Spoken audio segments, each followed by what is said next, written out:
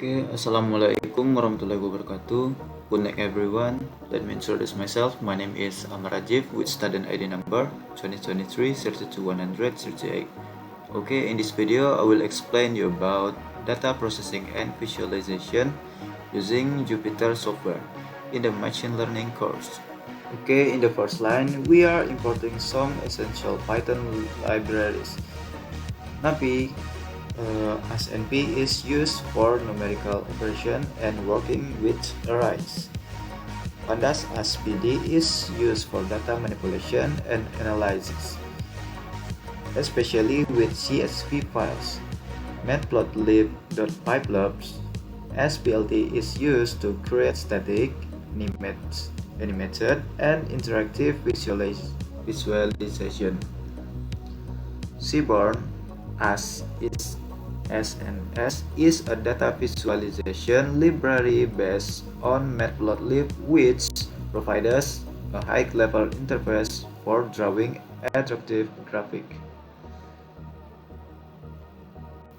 Here we load a CSV file named diabetes.csv into a pandas data frame called df.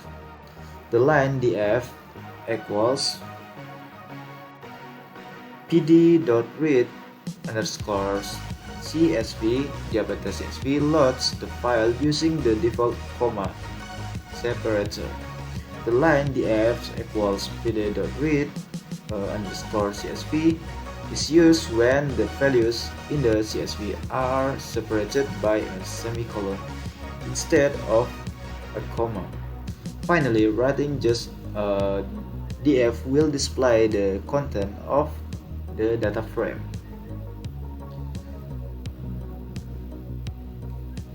And this is dataset that will loaded from the diabetes.csv file. It contains 520 rows and 17 columns. Each row represents a patient and each column is a medical feature or symptom such as age, gender,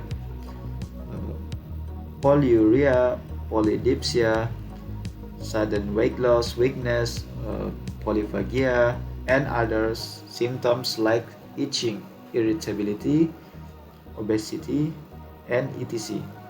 The last column class is the target variable. 0 means not diabetics.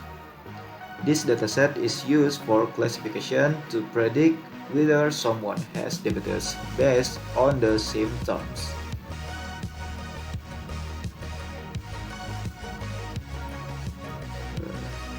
In this part, we are creating a bar chart to compare diabetes symptoms based on the class level. We use group by class sum to group the data by the diabetes status or class and sum the values for the symptoms, polyuria and polydipsia. Then we plot the result as a bar chart using plot. The chart title is Gejala diabetes, diabetes symptoms by class. This helps us to visually see how common these symptoms are in diabetic versus non-diabetic patients. And in this section, we are comparing the total number of polyuria and polydipsia symptoms in all patients. We select only the columns polyuria and polydipsia from the dataset and use sum function to count how many times each symptom appears. Then we plot the result using a bar chart with plot kin equals bar. The chart show that polyuria occurs slightly more often than polydipsia among the patients. This kind of visualization helps us understand which symptoms are more common in the dataset.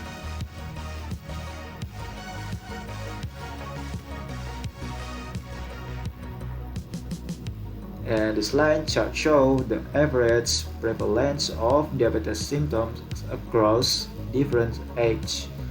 We group the data by age and calculate the means for selected symptoms: polyuria, polydipsia, sudden weight loss, and weakness.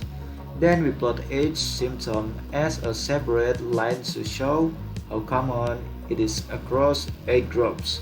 This helps us to see trends, like which symptoms are more common at certain ages.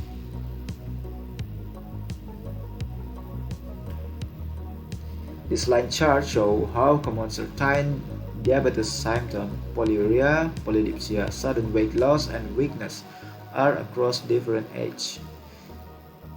The y-axis shows the proportion of patients with age symptoms. The x-axis shows the age. It lets us see how symptom patterns vary with age. For example, weakness tends to appear more consistently across age, while others like sudden weight loss fluctuate more. And this code creates a pie chart showing the top 5 most common diabetes symptoms based on their total counts. The explode effect makes the first slice most common symptom is pop out. Each slide shows the percentage and actual case count. The chart is titled and styled with custom colors and shadow.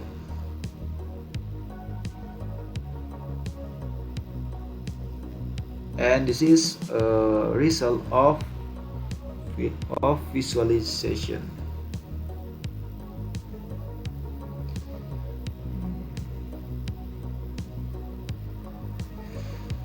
This code creates a box plot to visualize the distribution of patient age grouped by gender and diabetes status or class. It helps us understand the age spread median and detect outliers for age group combination: male with diabetes, female without diabetes, etc. Line by line explanation. This sets the size of the figure to 12-inch wide by 6-inch tall, giving a clearer layout for multiple categories. Columns H, we're plotting the age column.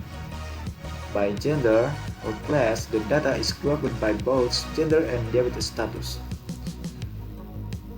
And grid equal false disables the grid background to make the plot cleaner. And in above allows the box to be filled with color. Fill the box with light yellow, making the visual more friendly and readable. Layer probes customize the outlines. Markers equals null outliers are shown as circular dots. Markers face color red, the dots are filled with red to make them noticeable. Set the main title of the box plot chart. Remove the default subtitle that Pandas automatically adds when using by in box plot. Set the label of the x-axis to explain what the categories mean. Set the y-axis label to show it's about age. Rotate the x-axis label by 45 degrees so they don't overlap and are easier to read.